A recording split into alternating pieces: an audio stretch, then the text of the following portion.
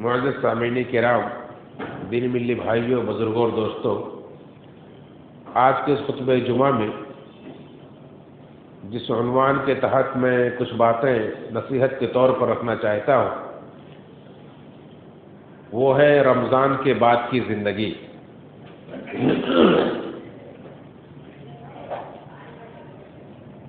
الحمدللہ اللہ رب العالمین نے ہم سب کو اپنی زندگی میں ایک بار پھر ماہ رمضان عطا فرمایا اور اپنی استطاعت کے بقدر اللہ رب العالمین کی دی ہوئی توفیق سے کچھ عبادتیں انجام دی، رمضان کے روزے رکھے، قیام کیا، قرآن کی تلاوت کی، ذکر و اذکار کیے، صدقہ و خیرات کیے، آخری عشرے کی عبادات، تاخراتوں کی عبادات انجام دیے، سحری و افطاری کی، اللہ رب العالمین سے ثواب کی امید کرتے ہوئے۔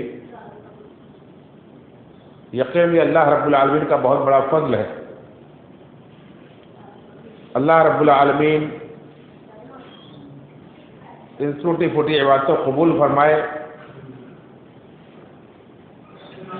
ہونا تو یہ چاہیے تھا کہ رمضان کی ان عبادتوں کی حفاظت کے لیے اللہ رب العالمین کی بارگاہ میں قبولیت کے لیے ہم دعائیں کرتے اور اپنی طاقت بھر عبادات پر قائم رہتے، جو کہ ہماری زندگی کا مقصد ہی ہے، اللہ کی عبادت۔ جیسا کہ ہمارے اسلاف رمضان گزر جانے کے بعد 6 مہینہ تک اللہ رب العالمین سے دعا کرتے تھے کہ اللہ تعالیٰ رمضان میں جو عبادتیں ہم نے انجام دی انہیں قبول کر لے۔ لیکن آج اس دور میں دیکھا یہ جاتا ہے، ہمیشہ کی طرح اس سال بھی وہی منظر دیکھنے میں آیا کہ جیسے رمضان کا مہینہ ختم ہوا ویسے ہی لوگوں کی حالت بدل گئی، مسجدیں ویران ہو گئیں۔ حالانکہ نصیحت کی جاتی رہی کہ ایسی نوبت نہ آئے، ایسا منظر دیکھنے کو نہ ملے، اور نصیحت یاد دہانی یہ کرتے رہنا چاہیے۔ اللہ رب العالمین کا حکم ہے اور اللہ رب العالمین نے بھی فرمایا کہ نصیحت ایمان والوں کو فائدہ پہنچاتی۔ وَذَكِّرْ فَإِنَّ الذِّكْرَىٰ تَنفَعُ الْمُؤْمِنِينَ، نصیحت کریں، نصیحت ایمان والوں کو فائدہ پہنچاتی۔ کیا وجہ ہے کہ اتنی نصیحتوں کے باوجود بھی پھر وہی مناظر بار بار دیکھنے کو ملتے ہیں؟ اس کا جواب یہی ایک ہی ہے کہ ہم شعوری طور پر مسلمان نہیں ہیں، شعوری طور پر اللہ کی عبادت انجام نہیں دیتے، ہم رسمی مسلمان رہ گئے ہیں، موسمی مسلمان رہ گئے ہیں، ہماری عبادتیں صرف موسمی ہوتی ہیں۔ اللہ رب العالمین کو جو مطلوب ہے کہ ہماری عبادتوں کے اندر استقامت ہو، وہ استقامت نظر نہیں آتی۔ اللہ کے رسول صلی اللہ علیہ وسلم سے ایک صحابی آ کر کہتے ہیں کہ اللہ کے رسول صلی اللہ علیہ وسلم، دین کے بارے میں آپ کوئی ایسی بات مجھے بتائیں کہ میں پھر آپ کے بعد کسی اور سے سوال نہ کروں۔ تو آپ فرماتے ہیں کہ قل آمنت باللہ ثم استقم، کہو میں اللہ پر ایمان لایا پھر اس پر جم جاؤ۔ اور اللہ رب العالمین اپنے بندوں سے ہی مطالبہ کرتا ہے۔ اللہ رب العالمین نے ایسے لوگوں کو ہی خوشخبری سنائی قرآن کریم کے اندر، ان الذین قالوا ربنا اللہ ثم استقاموا تتنزل علیہم الملائکہ، کہ بے شک جن لوگوں نے کہا کہ ہمارا رب اللہ ہے پھر اس پر جم گئے، اس پر ڈٹے رہے، اللہ رب العالمین کے اوپر ایمان لانے میں اپنے ایمان پر ڈٹے رہے، ایمان کے تقاضے کو پورا کرنے میں ڈٹے رہے، اللہ کی عبادت پر ڈٹے رہے، رسول کے طریقے پر ڈٹے رہے، اور اپنی نمازوں پر ڈٹے رہے، قائم رہے، اس طرح سے استقامت اختیار کی۔ کب تک؟ مرتے دم تک، کیونکہ اللہ رب العالمین نے ہمیں جس عبادت کا حکم دیا ہے وہ موت تک عبادت کرنی. وَاعْبُدْ رَبَّكَ حَتَّى يَأْتِيَكَ الْيَقِينُ، اپنے رب کی عبادت کرو یہاں تک کہ تمہیں موت آ جائے. اور اللہ کے رسول صلی اللہ علیہ وسلم کا فرمان بھی یہی ہے کہ انما الاعمال بالخواتیم، تمام اعمال کا دار و مدار خاتمے پر ہے. بندے کا خاتمہ جس عمل پر ہوگا اسی پر وہ اٹھایا جائے گا. اللہ کے رسول صلی اللہ علیہ وسلم نے مختلف انداز سے ہمیں سمجھایا ہے کہ جس عمل پر آپ کا خاتمہ ہوگا اسی پر آپ کو اٹھایا جائے گا، وہی آپ کا انجام ہوگا. جیسے احادیث کے اندر ہے کہ جیسے ایک آدمی اللہ رب العالمین کے راستے میں قتل کیا گیا، شہید کیا گیا، تو قیامت کے دن اسی حال میں اٹھایا جائے گا کہ اس کے زخموں سے خون بہ رہا ہوگا. خون کا رنگ، اس کا رنگ تو خون کا ہوگا لیکن جو خوشبو نکل رہی ہوگی وہ مشک کی خوشبو ہوگی. ایک آدمی حج کرتے ہوئے اللہ رب العالمین کی بارگاہ میں چلا جاتا ہے، اس کی وفات ہو جاتی ہے، تو جب قیامت کے دن وہ اٹھے گا تو تلبیہ پکارتا ہوا اٹھے گا. ہمیں اور آپ کو سوچنا چاہیے کہ ہم عبادتوں سے جو بالکل گر جاتے ہیں، کہیں اسی حالت پر ہماری موت آ گئی تو پچھلی عبادتوں کا کیا حال ہوگا، کیا فائدہ ہوگا ان کا. جب یکسر عبادتیں چھوڑ دیتے ہیں، ایسی عبادتوں کا کیا فائدہ کہ جب ہماری عبادت جو ہمارا خاتمہ بے نمازی کی حالت میں ہو رہی ہے. تو اعمال کا دار و مدار خاتمے پر، اس لیے مرتے دم تک اللہ رب العالمین کی عبادت کرنی.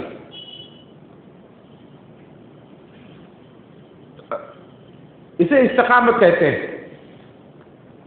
تو ایسی استقامت جو اختیار کرتا ہے، اللہ رب العالمین نے فرمایا تتنزل علیہم الملائکہ، ایسے لوگوں کے اوپر فرشتوں کا نزول ہوتا ہے. وہ فرشتے خوشخبری دیتے ہیں اللہ تخافوا ولا تحزنوا، کہ تم غم نہ کرو، ڈرو نہیں. ان الذين قالوا ربنا الله ثم استقاموا تتنزل عليهم الملائكة ألا تخافوا ولا تحزنوا وأبشروا بالجنة التي كنتم توعدون. اس جنت کی خوشخبری قبول کرو جس کا تم سے وعدہ کیا گیا تھا. جب مرتے دم تک اب اللہ کی عبادت پر قائم رہتے ہیں تو اس وقت جو فرشتے نازل ہوتے ہیں وہ فرشتے آپ کو خوشخبریاں سناتے ہیں کہ آگے جو مراحل پیش آنے والے ان سے ڈرو مت، جو کچھ دنیا کے اندر تم چھوڑ کر جاؤ اس کا غم نہ کرو، اس جنت کو قبول کرو، اس کی خوشخبری قبول کرو جس کا تم سے وعدہ کیا گیا تھا. نحن اولیاءکم فی الحیات الدنیا وفی الآخرہ، ہم دنیا کی زندگی میں بھی تمہارے دوست رہے، آخرت میں بھی تمہارے دوست رہیں گے. وَلَكُمْ فِيهَا مَا تَشْتَهِي أَنفُسُكُمْ وَلَكُمْ فِيهَا مَا تَدَّعُونَ، جو کچھ تمہارا جی چاہے گا سب کچھ وہاں تمہیں ملے گا، اور جس کا تم سے وعدہ کیا گیا وہ بھی تمہیں ملے گا. نزلا من غفور من رب الرحیم وَلَكُمْ فِيهَا مَا تَشْتَهِي أَنفُسُكُمْ وَلَكُمْ فِيهَا مَا تَدَّعُونَ نُزُلًا مِّن غَفُورٍ رَحِيمٍ. یہ میزبانی ہوگی، مہمان نوازی ہوگی اس اللہ رب العالمین کی طرف سے جو غفور رحیم ہے. یہ بشارتیں کس کے لیے؟ جو دین پر ثابت قدم رہتے، استقامت اختیار کرتے. لیکن آج کا منظر ہم دیکھیں رمضان کے بعد کہ حالات کیا بتلاتے ہیں، مسجدیں کیا گواہی دیتی ہیں؟ کیا ہمارے اعمال کے اندر استقامت ہے؟ نہیں. میں نہیں کہتا کہ سارے لوگ ایسے ہیں، لیکن اگر لوگوں کی کیٹیگری بنائی جائے کہ آج مسلمانوں کی حالت کس طرح سے ہے، تو کچھ اس طرح سے کوئی کیٹیگری بنے گی کہ کچھ لوگ تو ایسے ہیں جو رمضان سے پہلے بھی اللہ رب العالمین کی عبادت میں خوب محنت کرتے تھے، فرائض کے ساتھ ساتھ نوافل کا بھی اہتمام کرتے تھے، قیام اللیل کا بھی اہتمام کرتے تھے. رمضان کا بابرکت مہینہ پایا، نیکیوں کا موسم بہار آیا تو ان کے لیے تو مواقع کھل گئے، انہوں نے خوب اللہ رب العالمین کی عبادت کی، خوب نیکیاں کمائی، خوب رمضان کے روزے رکھے، قیام کیا، قرآن کی تلاوت کی، ایک ایک دن میں کئی پارے ختم کیے، اللہ رب العالمین کے ذکر سے زبانیں تر رہی، گناہوں سے بچتے رہے، صدقہ و خیرات کیا، اور آخری عشرے کی تاخیراتوں میں بھی قیام کیا. اور پھر رمضان گزر گیا، اس کے بعد جو اپنی نیکیوں پر قائم ہے، یہ سب سے بہترین لوگ ہیں۔ کچھ لوگ دوسرے نمبر پر وہ لوگ ہیں جو رمضان سے پہلے بھی عبادتیں کرتے تھے لیکن کوتاہی تھی، رمضان کا مہینہ پایا اس میں بڑھ چڑھ کے عبادت کی، رمضان کا مہینہ گزرنے کے بعد بھی اپنے آپ کو قائم رکھنا چاہتے ہیں اور گرتے پڑتے دین پر قائم رہتے ہیں، نمازوں کی پابندی کرتے ہیں، اپنے اندر تبدیلی لانے کی کوشش کرتے ہیں، یہ بھی قابل مبارکباد ہے۔ اور وہیں کچھ لوگ ایسے ہیں جو رمضان سے پہلے تو غافل رہے لیکن رمضان کے بعد جیسے رمضان کا مہینہ پایا الحمدللہ مسجدوں کا رخ کیا، قرآن کو جزدانوں سے نکالا، صدقہ و خیرات کی اپنی تجوریاں کھول دی، گناہوں سے بالکل توبہ کر لیا، مسجدوں میں اگلی صف میں جگہ بنائی، خوب عبادت گزار بن گئے۔ لیکن جیسے ہی رمضان کا مہینہ گزرا انہوں نے یکسر مسجدوں کو چھوڑ دیا، پھر اپنی پرانی حالت پر پلٹ گئے، یعنی بالکل اپنے آپ کو انہوں نے بدل لیا اور اب قرآن کو جزدانوں میں لپیٹ کر اوپر رکھ دیا، نمازوں کی چھٹی کر لی، اور وہ سارے برائیاں، وہ سارے گناہ جو رمضان سے پہلے انجام دیتے تھے پھر ان برائیوں میں لت پت ہو گئے، پھر وہی فحش چیزیں دیکھنا، فحش زبان استعمال کرنا، حرام کاری، حرام خوری مبتلا ہو گئے، وہی برے دوستوں کی صحبت، اسی زندگی کی طرف پھر سے پلٹ گئے۔ ایسے لوگوں کے لیے قرآن کریم کے اندر ایک مثال بیان کی گئی، اللہ رب العالمین نے ایسے لوگوں کے بارے میں فرمایا وَلَا تَكُونُوا كَالَّتِي نَقَضَتْ غَزْلَهَا مِن بَعْدِ قُوَّةٍ أَنْكَاثًا، اس عورت کی طرح نہ ہو جاؤ جو اپنے سوت کاٹنے کے بعد پھر ٹکڑے ٹکڑے کر دیتی تھی۔ یعنی عرب کے اندر ایک عورت تھی، وہاں کی عورتوں کا ایک مشغلہ تھا کہ وہ سوت کاٹتی تھی، تو ایک عورت تھی جو صبح سے لے کر شام تک سوت کاٹتی تھی، یعنی دھاگے بناتی تھی، جس سے کپڑوں کی بنائی ہوتی ہے، وہ دھاگے تیار کرتی تھی بڑی محنت کے ساتھ، اور جب تیار ہو جاتے بہت سارے دھاگے تو پھر وہ شام میں بیٹھ کر کے سب کو بکھیر کر ٹکڑے ٹکڑے کر کے ادھیڑ کر کے رکھ دیتی تھی، بیکار کر دیتی تھی۔ یعنی ایسے لوگ اپنی نیکیوں کو ضائع کر لیتے ہیں۔ آپ تصور کیجئے کہ اگر آپ کو کہیں ٹریننگ کے لیے بھیجا جائے اور آپ ٹریننگ حاصل کریں، اور ٹریننگ حاصل کرنے کے بعد پھر جب لوٹ کر کے آئیں، چاہے وہ 1 مہینہ ہو ٹریننگ ہو، چاہے 6 مہینہ کی ہو، چاہے سال بھر کی ہو، کئی سال کی ہو، اور ٹریننگ لے کر کے جب آپ لوٹ کر آئیں تو آپ کے اندر کوئی تبدیلی نظر نہ آئے، آپ جیسے گئے تھے ویسے ہی لوٹ کر آئے، کیا کوئی تسلیم کرے گا کہ اس میں کوئی فائدہ ہوا آپ کا؟ آپ کی ایک دکان ہے، ایک کاروبار ہے، آپ 1 مہینہ اس دکان کو بڑی محنت سے کھولتے ہیں، بہت کماتے ہیں، اور اس کے بعد 11 مہینہ کی دکان میں تالا لگا دیتے ہیں۔ کیا تصور کر سکتے ہیں کہ آپ کی دکان، آپ کا کاروبار ترقی کرے گا؟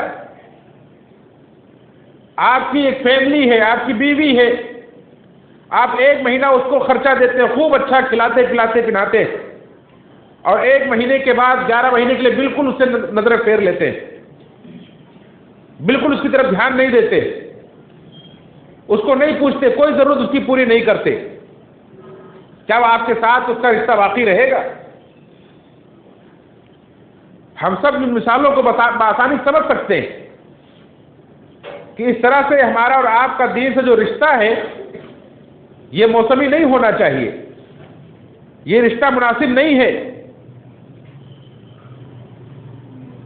تو ایسے بھی لوگ ہیں جو صرف 1 مہینے کے لیے اللہ کو پہچانتے ہیں اور اس کے بعد اللہ کو بھول جاتے ہیں۔ ہمارے بعض اسلاف نے کہا ہے کہ ایسے بڑے لوگ بہت برے لوگ ہیں جو صرف رمضان میں اللہ کو پہچانا جنہوں نے، اور رمضان کے بعد اللہ کو بھول گئے، اللہ کو نہیں پہچانتے رمضان کے بعد۔ میرے بھائیو، رمضان کا مہینہ گزرا ہے، اسلام نہیں ختم ہوا ہے، اسلام اب بھی باقی ہے۔ رمضان گزر گیا، سمجھ گئے کہ ہم اسلام ہی گزر گیا ہے۔ اس سے پتہ چلتا ہے کہ ایسے لوگ اسلام کا شعور نہیں رکھتے، لاشعوری طور پر، رسمی طور پر اسلام کی تعلیمات پر عمل کرتے ہیں۔ اسی طرح سے کچھ ایسے بھی لوگ مسلمان گھرانے میں پیدا ہوئے، ان کے نام بھی مسلمان ہیں، لیکن نہ رمضان سے پہلے ان کی زندگیوں میں اسلام کی تعلیمات پر عمل تھی، اور نہ ہی رمضان کے آنے پر ان کے اندر کوئی تبدیلی نظر آئی، نہ رمضان کے بعد ہی بالکل جیسے تھے ویسے ہیں، کچھ نہیں بدلے۔ انہیں جیسے سال کے 11 مہینے لگتے ویسے رمضان بھی لگا۔ ایسے لوگوں کے لیے کیا کہا جا سکتا ہے؟ ایسے لوگ رمضان میں نظر آتے ہیں جن کے لیے رمضان کا مہینہ عام مہینوں کی طرح نظر آتا ہے، نہ روزوں سے مطلب، نہ نمازوں سے کوئی لگاؤ، نہ قرآن کریم سے کوئی واسطہ ہے۔ اور اسی طرح سے ایک 5ویں قسم ایسے مسلمانوں کی بھی ہے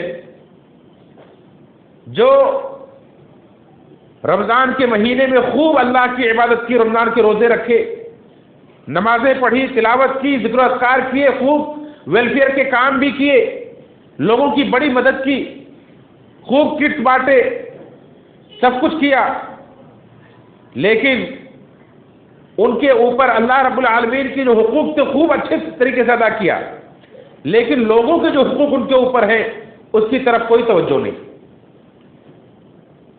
لوگوں کے حقوق کے تعلق سے کوئی فکر نہیں، کس کا مال کھایا ہے، کس کا قرضہ لادا ہوا ہے، پڑوسی کو کتنا تکلیف پہنچاتے ہیں، دنیا میں لوگوں کی کس قدر حقوق مارتے ہیں، کوئی پرواہ نہیں۔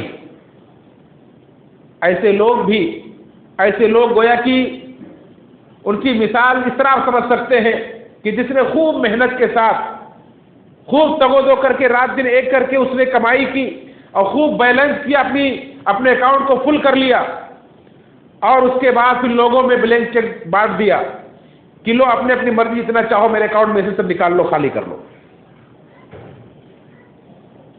اور پھر نتیجہ کیا ہوا کہ وہ انسان کنگال ہو گیا۔ اللہ کے رسول صلی اللہ علیہ وسلم نے ایسے شخص کو ہی حقیقی مفلس قرار دیا ہے۔ جب صحابہ سے پوچھا کہ بتاؤ مفلس کون ہے، تو صحابہ نے کہا کہ ہم مفلس اسے جانتے جس کے پاس روپیہ پیسہ نہ ہو، جس کے پاس سامان نہ ہو۔ تو آپ نے فرمایا کہ میری امت کا مفلس وہ ہے جو قیامت کے دن بہت ساری نمازوں کے ساتھ، روزوں کے ساتھ، زکوٰۃ کے ساتھ، دیگر عبادات کے ساتھ آئے گا، بڑی بڑی نیکیاں لے کر آئے گا، لیکن اس کی حالت یہ ہوگی کہ اس نے اس کو تھپڑ مارا ہے، اس کو گالی دی ہے، اس پر بہتان لگایا ہے، اس کا مال کھایا ہے، اس کا خون بہایا ہے، اس طرح سے لوگوں کے اس نے حقوق غصب کیے ہیں، بندوں کے تعلق سے اس کا رویہ صحیح اور درست نہیں تھا۔ اللہ رب العالمین کی بارگاہ میں وہ سارے لوگ شکایتی بن کر آئیں گے، اے اللہ اس دنیا کے اندر اس نے مجھے مارا تھا، اے اللہ اس نے مجھے گالی دی تھی، اے اللہ اس نے مجھ پر بہتان لگایا تھا، الزام لگایا تھا، اے اللہ اس نے میرا مال کھایا تھا، اے اللہ اس نے میرا خون بہایا تھا۔ اللہ رب العالمین کہے گا اس کے حقوق ادا کرو۔ وہ کہے گا اللہ آج میں کہاں سے ادا کروں، میرے پاس کوئی روپیہ پیسہ کوئی سامان نہیں۔ تو اللہ تعالیٰ کہے گا اپنی نیکیوں میں سے دو، اس کی نیکیوں میں سے سب اس کے مظلوموں کو بانٹ دیا جائے گا، یہاں تک کہ اس کی نیکیاں ختم ہو جائیں گی۔ ابھی بھی مظلوموں کی لائن لگی ہوگی، شکایت کر رہے ہوں گے، اللہ تعالیٰ کہے گا کہ ان کے حقوق ادا کرو، کہے گا اللہ تو نیکیاں بھی ختم ہو گئی، اب کہاں سے حقوق ادا کروں؟ تو اللہ تعالیٰ مظلوموں کو دیکھے گا کہ ان کے اوپر کوئی گناہ ہے، ان کے گناہوں کو لے کر اس کے اوپر لاد دے گا، اور پھر انجام یہ ہوگا کہ یہ گناہوں کے ساتھ لدا ہوا یہ جہنم کا ایندھن بن جائے گا اور جہنم میں جھونک دیا جائے گا۔ یہ حقیقی مفلس ہے۔ اس کو حقیقی مفلس کیوں کہا گیا؟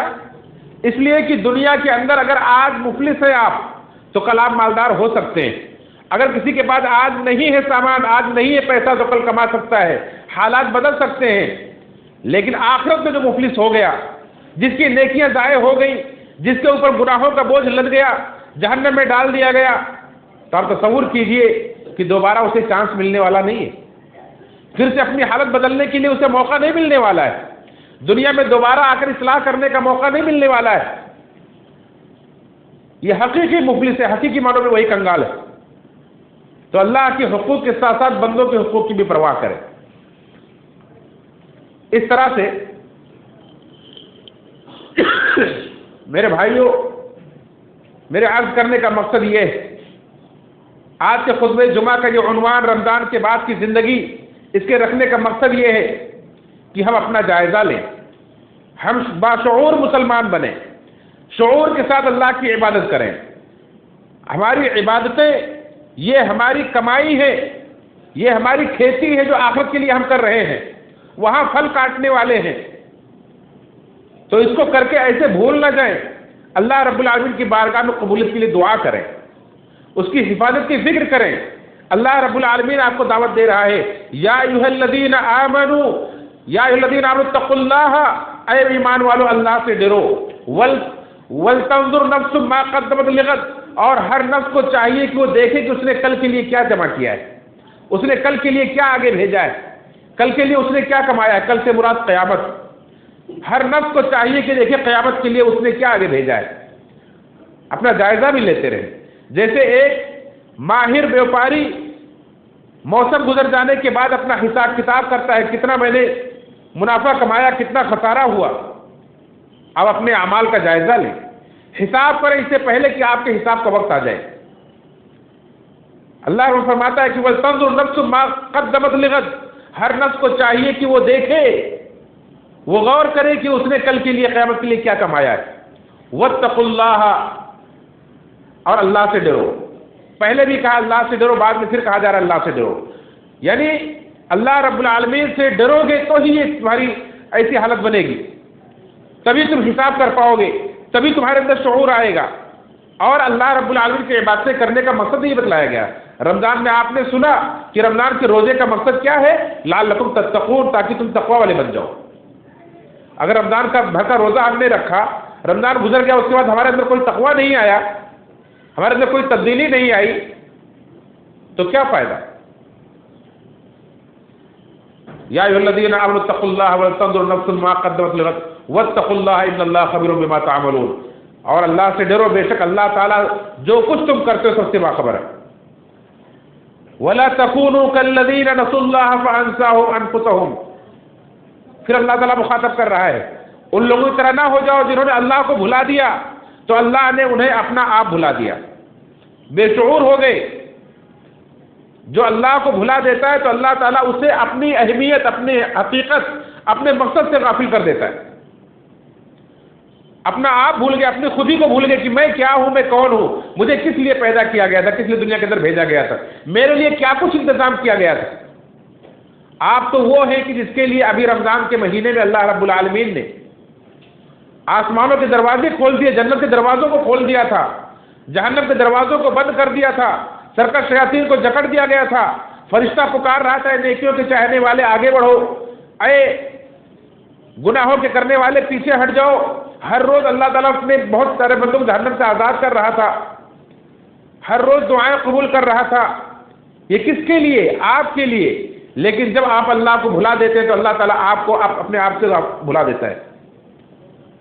وَلَا تَكُونُوا كَالَّذِينَ نَسُوا اللَّهَ فَأَنسَاهُمْ أَنفُسَهُمْ أُولَٰئِكَ هُمُ الْفَاسِقُونَ، یہی لوگ نافرمان ہیں، یہی لوگ نافرمان ہیں۔ اور یاد رکھو، لا يستوي اصحاب النار واصحاب الجنہ، جنت والے جہنم والے دونوں برابر نہیں ہو سکتے۔ اصحاب الجنت هم الفائزون، جنت والے ہی کامیاب ہیں۔ اس طرح سے اللہ رب العالمین نے ہمیں اور آپ کو حساب و کتاب کرنے کے لیے جھنجھوڑا ہے۔ تو آئیے مختصر سے وقت میں کچھ ایسی باتیں میں آپ کو بتلاؤں کہ اگر ہم چاہتے ہیں کہ رمضان کے بعد بھی دین پر قائم رہے، ثابت قدم رہے، ہماری زندگی میں استقامت آئے، تو ان چیزوں کو اپنائیں، انشاءاللہ آپ دین پر قائم رہیں گے۔ سب سے پہلی بات یہ ہے، سب سے پہلے نمبر پر سب سے پہلی نصیحت یہ ہے کہ ہم باشعور مسلمان بنیں۔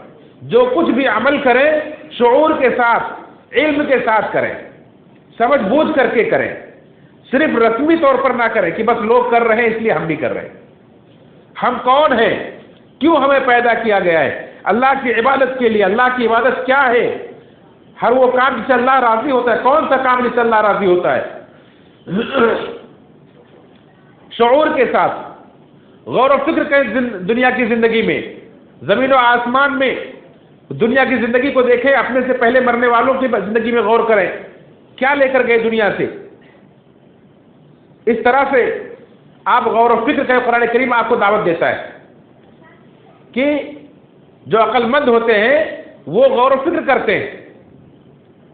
ان فی خلق السماوات والارض واختلاف اللیل والنہار لآیات لأولی الالباب، بے شک زمین و آسمان کی پیدائش میں، رات اور دن کے آنے جانے میں بہت ساری نشانیاں ہیں ان لوگوں کے لیے جو عقل رکھتے ہیں. وہ عقل والے کون ہیں؟ الذین یذکرون اللہ قیاما وقعودا وعلی جنوبہم ویتفکرون فی خلق السماوات والارض. یہ وہ لوگ ہیں جو کھڑے بیٹھے لیٹے ہر حال میں اللہ کو یاد کرتے ہیں اور زمین و آسمان کی پیدائش میں غور و فکر کرتے ہیں تو پکار اٹھتے ہیں ربنا ما خلقت ھذا باطلا، اے ہمارے رب تو نے اسے بیکار نہیں پیدا کیا ہے. کیا یہ زندگی بیکار میں ملی ہے؟ بس ایسے ہی کھیل کود کے لیے ملی ہے؟ نہیں، اللہ رب العالمین تو حکیم ہے، وہ کوئی بھی کام بلا مقصد کے نہیں کرتا ہے. تو شعور کے ساتھ جیے، اس شعور کے ساتھ کہ مجھے اپنے رب کو راضی کرنا ہے. رب کی رضا کس میں ہے؟ رب کہتا ہے وَلَا تَمُوتُنَّ إِلَّا وَأَنْتُمْ مُسْلِمُونَ، تمہاری موت جب آئے تو اسلام پر آئے، مسلمان ہو کر مرو، فرما برداری کی حالت میں مرو. تو ہمیں مسلمان ہو کر مرنا ہے، دنیا سے جانا ہے. یہ شعور کے ساتھ جیے. ان اللہ اشترى انفسهم ان اللہ اشترى من المؤمنین انفسهم واموالهم بان لهم الجنہ، بے شک اللہ تعالیٰ نے مومنوں سے ان کی جان و مال کو جنت کے بدلے میں خرید لیا ہے. ہم نے اپنے نفس کا سودا کر لیا ہے، ہمیں جنت چاہیے. ہماری جان اور ہمارا مال تو اللہ رب العالمین کے حوالے. اس شعور کے ساتھ زندگی گزاریں. اور دوسرے نمبر پر جو چیز سب سے زیادہ ہماری زندگیوں میں اہم ہونی چاہیے وہ ہے نماز، وہ ہے مسجدوں سے لگاؤ، وہ ہے مسجدوں میں حاضری، مسجدوں میں آنا 5 وقت. یہ سب سے اہم ہے. اللہ کے رسول صلی اللہ علیہ وسلم ہمیں تاکید کر رہے ہیں کہ لوگوں استقیموا، دین پر قائم رہو، سیدھے رہو. اور آپ پھر آگے خود ہی فرما رہے ولن تحصوا، تم صحیح طریقے سے اس کا حق ادا نہیں کر سکتے، تم دین پر صحیح طریقے سے قائم نہیں رہ سکتے. ایسا نہیں ہو سکتا ہے کہ تم ساری عبادتیں وقت پر اچھے طریقے سے ہو بہو انجام دے لے جاؤ. ایسا نہیں ہو سکتا کہ تم کوئی بھی گناہ نہ کرو. ایسا بھی نہیں ہو سکتا کہ تم کبھی غفلت کا شکار نہ ہو. ہوگا، تم سے کمی ہوگی، کوتاہی ہوگی، سب کچھ ہوگا، لیکن سیدھے راستہ پر قائم کیسے رہو گے؟ پھر آپ فرماتے ہیں وَإِنَّ مِنْ أَفْضَلِ أَعْمَالِكُمْ الصَّلَاةُ، یاد رکھو تمہارے تمام اعمال میں سب سے افضل عمل جو ہے، خیر عمل، بہتر عمل جو ہے وہ نماز. وَلَا يُحَافِظُ عَلَى الْوُضُوءِ إِلَّا مُؤْمِنٌ، اور وضو پر سوائے مومن کے اور کوئی محافظت نہیں کرتا. اپنے وضو کی حفاظت کرو، اپنی نماز کی اہمیت کو جانو، یہی چیز تمہیں دین پر ثابت قدم رکھے گی. یعنی پورے دین پر ہم 24 گھنٹے چلنا چاہتے ہیں لیکن کہیں نہ کہیں کچھ نہ کچھ کوتاہی ہو جاتی ہے. تو کیا علاج ہے؟ اللہ رب العالمین نے آپ کو 5 وقت کی نماز دی. آپ ان نمازوں کی پابندی کر لے جائیں، جو کچھ آپ کی کمیاں کوتاہیاں رہتی ہیں سب دھوتی رہتی ہے نماز، سب درست کرتی رہتی ہے. یہ نماز آپ کو ہر برائی سے روکتی رہتی ہے، آپ کے فحاشی سے روکتی رہتی ہے. ان الصلاۃ تنہی عن الفحشاء والمنکر، بے شک نماز فحاشی اور منکرات سے روک دے گی. یہ نماز ایک نہر کی طرح جو دن میں 5 مرتبہ آپ اس میں غسل کرتے ہیں، یہ نماز آپ کو گناہوں سے پاک و صاف کرتی رہتی ہے. آپ جب وضو کرتے ہیں تو آپ کے اعضاء وضو سے آپ کے گناہ جھڑ جاتے ہیں. تو اللہ کے رسول صلی اللہ علیہ وسلم فرماتے ہیں کہ دین پر ثابت قدم رہو، لیکن تم نہیں رہ پاؤ گے، کمی ہوگی. اس کمی کو کیسے دور کرو گے؟ کوئی تو اہم چیز ہونی چاہیے دین کے اندر جو تمہارے اس کمی کوتاہی کو دور کرتی رہے اور تمہیں سیدھے رکھنے پر آمادہ کرتی رہے. تو آپ نے نشاندہی کر دی. وہ چیز کیا ہے؟ نماز. اور آج دیکھیں وہ نماز جو ہمارے دین کا سب سے افضل عمل، جو ایک مومن کی کامیابی کے لیے سب سے پہلی بنیادی شرط ہے. ایمان لانے کے بعد، توحید و رسالت کو اقرار کرنے کے بعد سب سے پہلی شرط کیا؟ قرآن کریم آپ پڑھیں، احادیث پڑھیں، وقت نہیں ہے کہ اس میں جائیں. یہ نماز. اور قیامت کے دن بھی سب سے پہلے جس کا حساب لیا جائے گا وہ کیا ہے؟ اول ما یحاسب العبد یوم القیامہ الصلاۃ، نماز کا حساب لیا جائے گا. یہ نماز اگر درست نکلی سارے اعمال درست نکلیں گے، یہ اللہ کے وسلم کا فرمان ہے. آپ اپنی نماز کو درست کر لیں، آپ کا پورا دین درست ہو جائے گا. لیکن افسوس کہ آج مسلمانوں نے سب سے زیادہ سوتیلا رویہ نماز کے ساتھ اپنا رکھا ہے. جیسے چاہیں گے ویسے پڑھیں گے، جب دل میں آئے گا تب پڑھیں گے، ہر چھوٹی بڑی عذر کے لیے، چھوٹے بڑے کام کے لیے نماز کی قربانی دے دیں گے، نماز کو چھوڑ دیں گے، نماز کو بے ٹائم کر کے پڑھیں گے۔ ہماری وضو درست نہیں، ہماری نمازیں درست نہیں ہیں، ہماری صفیں درست نہیں ہیں، دعائیں درست نہیں ہیں، کہاں ہاتھ باندھا جائے ہمیں پتہ نہیں ہے، کیسے رکوع سجدہ کیا جائے ہمیں پتہ نہیں ہے، اور نہ پتہ کرنے کی ہمیں فکر ہے۔ احادیث سامنے رکھی ہیں، ہر زبان میں ترجمے ہو چکے ہیں، آج میڈیا کا دور ہے، سیکھنے کے لیے سارے اسباب اور وسائل موجود ہیں، علماء موجود ہیں کثرت کے ساتھ ہر علاقے ہر محلے میں، لیکن کبھی نہیں، بس جیسے دل میں آئے گا، جہاں دل میں آئے گا سب کے پیچھے وہیں کھڑے ہو جائیں گے، دل میں آئے گا کھڑے ہو کر نماز پڑھیں گے، دل میں آئے گا بیٹھ کر نماز پڑھیں گے، دل میں آئے گا تو کرسی بیٹھ کر نماز پڑھیں گے۔ عذر کیا ہے، اس لائق آپ ہیں کہ نہیں ہے نہیں دیکھیں گے، نہیں پوچھیں گے مسئلہ۔ کتنے لوگ ایسے ہوتے ہیں چھوٹی سی انگلی میں چوٹ لگ گئی کرسی لگا کر نماز پڑھ رہے ہیں، بھائی کیا عذر ہے؟ ایسے لوگوں کی نماز کرسی پر نہیں ہوتی۔ ایک آدمی کو دیکھا ہاتھ میں چوٹ لگی ہے، کرسی بیٹھ کے نماز پڑھ رہے ہیں، بھائی ہاتھ کا کرسی سے کیا لینا دینا ہے؟ اگر آپ زمین پر بیٹھ کر پڑھ سکتے ہیں، اگر آپ کی استطاعت ہے کہ آپ زمین پر بیٹھ کر 10 منٹ کوئی بھی نماز ہے، فجر کی ہو، ظہر کی، عصر کی، مغرب کی، عشاء کی، 10 منٹ سے 12 منٹ سے زیادہ نہیں لگتا ہے ٹائم، اگر آپ 10 منٹ زمین پر بیٹھ سکتے ہیں تو آپ کو کرسی استعمال نہیں کرنا چاہیے۔ میرے بھائیو، نماز کو اہمیت دو، یہ نماز آپ کے سارے اعمال کو درست کرنے والی، شعور کے ساتھ صفوں کو ملانے کے لیے کہا جاتا ہے، صفیں نہیں ملتی، کس کس چیز کی نشاندہی کی جائے؟ اپنی بس مختصر طور پر یہ کہ اپنی پوری نماز کو ہم درست کر لیں، اور نماز کو نماز کے طریقے سے ادا کریں، خشوع خضوع کے ساتھ ادا کریں، سنت کے مطابق ادا کریں۔ تیسرے نمبر پر ہے کہ قرآن سے اپنا تعلق مضبوط کریں۔ قرآن کی جیسے رمضان میں آپ نے 1 پارہ 2 پارہ 5 پارہ روز ختم کیا ہے، میں نہیں کہتا آپ اتنا ہی ہمیشہ پڑھیں سال کے 12 مہینے، لیکن کچھ تو پڑھیں رمضان کے بعد، ایک صفحہ تو پڑھ سکتے ہیں، اور کوشش کریں کہ ترجمے کے ساتھ بھی پڑھیں، یا نہیں پڑھ سکتے ہیں تو آڈیو ویڈیو سنیں، نہیں سن سکتے ہیں آپ کے پاس موبائل بھی نہیں تو آپ کے محلے میں کہیں درس ہو رہا ہے اس میں درس میں بیٹھیں، آپ قرآن سے تعلق اپنا جوڑیں، آپ دین پر ثابت قدم رہیں گے۔ اگر آپ کی بگڑنے کی وجہ آپ کی صحبت ہے کہ رمضان کا مہینہ گزرنے کے بعد آپ کی پھر وہی حالت ہو جاتی ہے، اس کی وجہ کیا ہے کہ آپ کے وہی دوست مل جاتے ہیں جو رمضان سے پہلے تھے اور جو آپ کو دین سے دور لے جاتے ہیں، آپ ایسی صحبت کو چھوڑ دیجیے، آپ نیک صحبت اختیار کیجیے۔ یاد کریں اس 100 آدمیوں کے قاتل کی توبہ کو کہ جب اس نے ایک عالم سے پوچھا کہ میں 100 آدمیوں کو قتل کر چکا ہوں، کیا میری توبہ ہو سکتی ہے؟ کہا تمہاری توبہ ہو سکتی ہے، یہ برے لوگوں کا علاقہ ہے، برے لوگوں کی بستی، یہاں سے چلے جاؤ، فلاں بستی میں نیک لوگ رہتے، وہاں جا کر رہو، تمہاری توبہ قبول ہو جائے گی۔ اگر کسی مجلس کی وجہ سے، کسی صحبت کی وجہ سے، ساتھیوں کی وجہ سے ہمارا دین بگڑتا ہے، ایسی مجلس کو، ایسی صحبتوں کو چھوڑ دیجیے۔ اور مسجد سے بہترین جگہ کیا ہو سکتی؟ مسجد کی صحبت اختیار کریں، مسجدوں میں اٹھنا بیٹھنا کریں، وہاں سے اپنے دل کو لگائیں۔ اور ایک پانچویں اور آخری چیز یہ ہے کہ دعاؤں کا اہتمام کریں۔